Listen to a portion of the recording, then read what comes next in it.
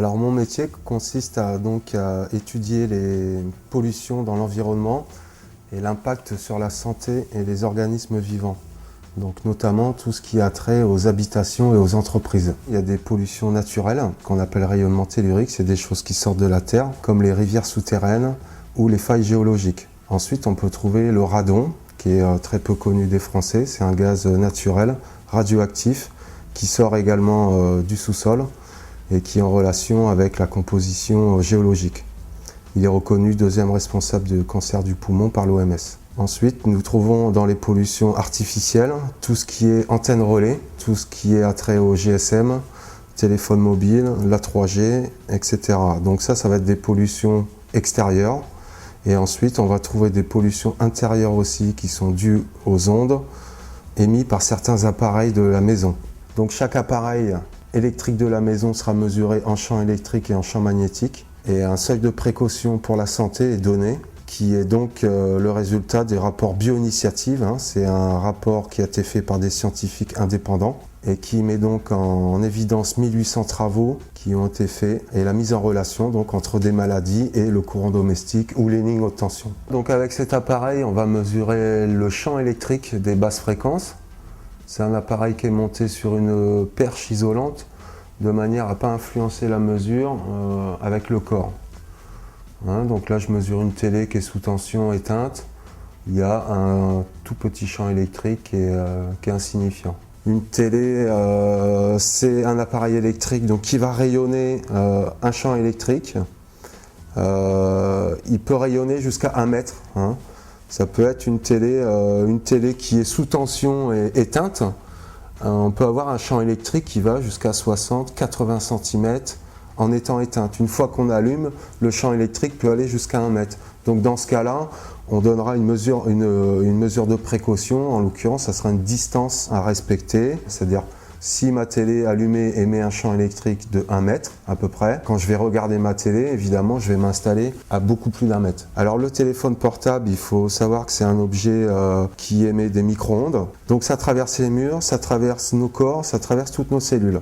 Le téléphone portable, il faut l'utiliser avec parcimonie, avoir une oreillette filaire, éloigner l'appareil du corps au maximum. Si on n'a pas d'oreillette filaire, mettre le haut-parleur pour les conversations. Les ordinateurs émettent également un champ électrique plus ou moins important. Ce qui est important dans un poste de travail, c'est surtout que tous les appareils soient reliés à la Terre et que la Terre soit de bonne qualité.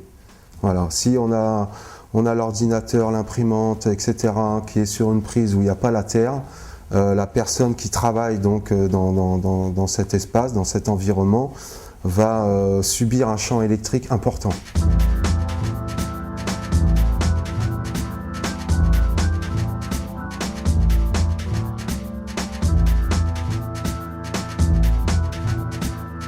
Alors les premiers symptômes, ça va être de la fatigue, irritabilité, ça peut être des démangeaisons, ça peut être des apparitions de rougeur sur la peau, une hypersensibilité chez les enfants, une hyperactivité chez les enfants, des grandes fatigues, des migraines. Tous les gens ont une sensibilité différente. Il faut prendre en compte 3 facteurs dans ce problème. Ça va être la sensibilité de la personne, effectivement, le temps d'exposition de la personne et l'intensité de la source. Alors, il existe plusieurs solutions, donc notamment pour les basses fréquences, donc tous les problèmes liés au champ électrique qu'il y a dans les maisons. Ça peut être donc de l'électricité blindée ou de la gaine blindée.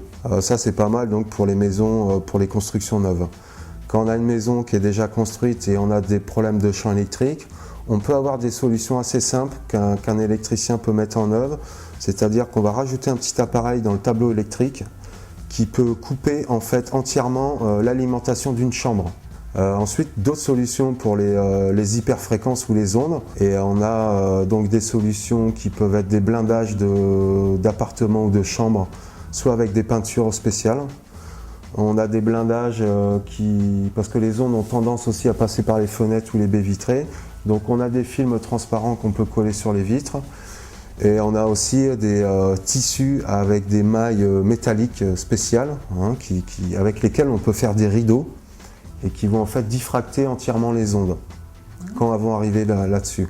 Après, en dernière solution, on peut avoir un lit à baldaquin, comme une moustiquière, qui est fabriqué avec ce tissu et qui va donc isoler entièrement la personne pendant le sommeil de toutes les ondes hyperfréquences. Donc là, avec cet appareil, on va pouvoir mesurer toutes les ondes, toutes les hyperfréquences. Dans un premier temps, je fais une mesure d'ambiance dans la pièce et ensuite, je vais mesurer sur plusieurs gammes de fréquences et je vais pouvoir déterminer exactement quel appareil émet quoi. Quand on envisage une construction, moi ce que je conseille aux gens, c'est à partir du moment où le terrain est borné, de faire une petite étude tellurique de manière à repérer s'il y a une rivière souterraine ou une faille géologique, de manière à pouvoir soit déplacer la construction prévue de manière à ce qu'elle ne soit pas à l'aplomb de cette nocivité, de la rivière ou de la faille, ou alors, si ce n'est pas possible et que la parcelle est trop petite, on va réaménager l'intérieur de la maison, c'est-à-dire notamment les chambres. Éviter absolument que les chambres soient à l'aplomb de ces nocivités-là. Et en même temps, avant la construction, on peut déjà faire des mesures d'ambiance sur le terrain avec les appareils électroniques pour voir si on a déjà des ondes qui sont plus ou moins fortes sur la parcelle.